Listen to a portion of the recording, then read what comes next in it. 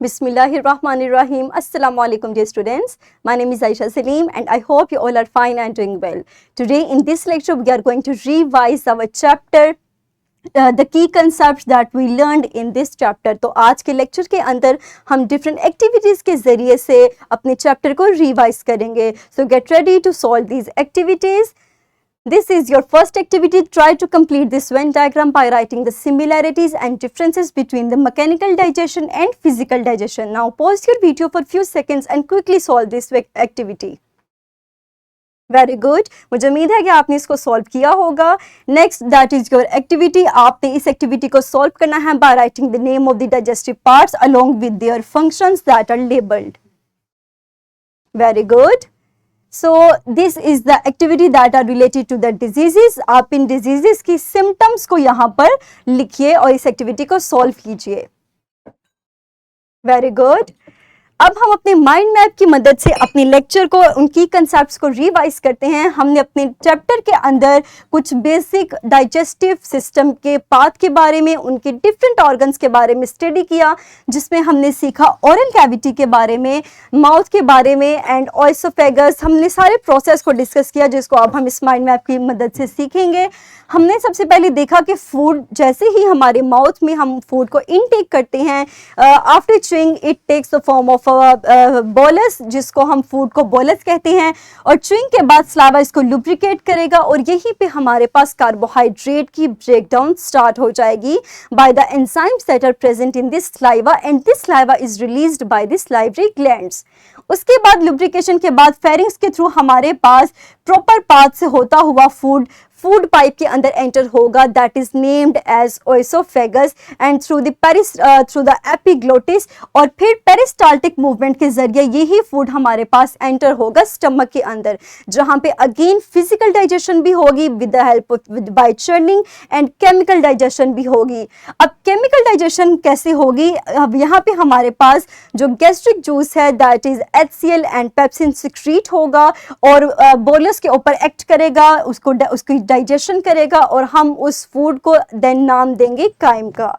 और उसके बाद हमारे पास यहाँ पे यही HCl और protein they are responsible for the breakdown of proteins. Next हमारे पास ये फूड मूव करेगा स्मॉल इंटेस्टाइन के अंदर, जहां पे लैक्टेज एंड सुक्रेज दो एंजाइम्स रिलीज होंगे that are responsible for the breakdown of lactose and sucrose. और इसी तरह हमारे पास जो बाइल जूस है या फिर एक एंजाइम है लाइपेज, जो कि लिवर और पेंक्रियास से रिलीज होता है and they are responsible for the breakdown of fats and lipids. They are also released from liver और pancreas and transfer to the small intestine, where they are responsible for the breakdown of carbohydrate, lipids and proteins, and with the help of variety of enzymes like amylase, trypase and trypsin. Next हमारे पास small intestine के अंदर ही मजीद enzyme secrete होते हैं, जैसे कि lactase और sucrase हो गया, और यहीं से दोबारा हमारे पास फूड पास होगा इलियम, ड्यूडीनम, ज्यूजीनियम तक. ज्यूजीनियम में हमारे पास जो कि फर्स्ट पार्ट है उसमें हमारे पास डाइजेशन होगी कार्बोहाइड्रेट की, प्रोटीन की एंड लिपिड्स की, जबकि जो इलियम और ज्यूजीनियम के अंदर जो कि लास्ट टू पार्ट्स हैं उनके अंदर एब्सॉर्प्शन होगी न्यूट्रिएंट्स की, जो कि अनडाइजेस्टेड फूड है उसकी एब्सॉर्प्शन होगी, और यही फूड जो कि एब्सॉर्ब किया जा चुका है then this food is sent towards the liver where it detoxified it and stored it, और जब ज़रूरत होगी तो ब्लड वेजल्स के जरिए इसी फूड को पहुंचाया जाएगा हार्ट तक, जहां पे सर्कुलेटरी सिस्टम के जरिए हार्ट की पंपिंग के जरिए इस फूड को बॉडी के हर हिस्से तक पहुंचाया जाएगा. और ज्यूजीनियम के अंदर हमारे पास ये एब्सॉर्प्शन ये सारा इसीलिए होता है बिकॉज द स्ट्रक्चर इसका हमारे पास ऐसा है जिसमें फिंगर लाइक प्रोजेक्शंस हैं, जिसको हम नाम देते हैं विलाई का. यहाँ से हमारे पास स्टोर्ड फूड सर्कुलेटरी सिस्टम के जरिए से पूरी बॉडी के अंदर फैलेगा, पूरी बॉडी के हर हिस्से तक, हर सेल तक पहुंचेगा, और इसी एब्सॉर्ब फूड को वो इस्तेमाल करेंगे to perform their various functions. And then the food is further pass towards the large intestine, जहां पे विटामिन्स की, मिनरल्स की एंड वाटर की डाइजेशन होगी.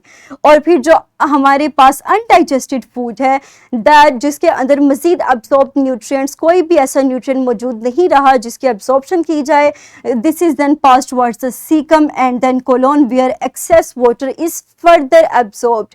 तो आप देख सकते हैं कि हमारे पास जैसे ही डाइजेशन का प्रोसेस शुरू हुआ है, कंप्लीट तौर पे हमारे पास इसकी एब्जॉर्प्शन शुरू हुई है ताकि मैक्सिमम अमाउंट ऑफ न्यूट्रिएंट्स को एब्जॉर्ब किया जा सके। And then the remaining rest of the solid material, जिसके अंदर सिर्फ कोई न्यूट्रिएंट या वाटर, एक्सेस वाटर मौजूद नहीं है, that is named as stool and it is stored in the rectum temporarily and then it is excreted from the body through anus by a process called defecation. और इस तरह हमारी body के अंदर एक प्रॉपर खाने की डाइजेशन होती है from food from mouth towards the anus. और इसी तरह ये सारा प्रोसेस हमारी बॉडी के अंदर कंप्लीट होगा, डाइजेशन होगी, बॉडी के हर हिस्से तक न्यूट्रिएंट का ट्रांसफ़र किया जाएगा एंड देन जो रिमेनिंग होगा उसको एज अ स्टूल रेक्टम में टेम्परेरीली स्टोर किया जाएगा which is an excreted through the process called defecation.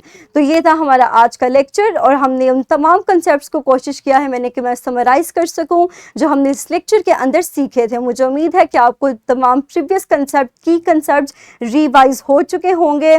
सो इंशाल्लाह इन द नेक्स्ट लेक्चर हम अपने अगले चैप्टर को स्टार्ट करेंगे, that are matter as particles. So dear students, अपना ख्याल रखिएगा। Thank you very much and अल्लाह हाफिज़।